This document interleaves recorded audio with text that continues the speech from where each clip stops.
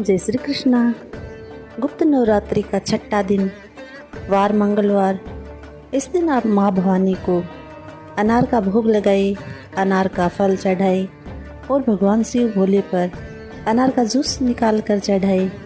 शिव और शक्ति दोनों मिलकर आपके घर में धन धान्य के भंडार रहेंगे और आपके घर के वारे न्यारे होंगे। आपके घर में खूब तरक्की होगी। तो ज़रूर करिए छोटे छोटे कार्य।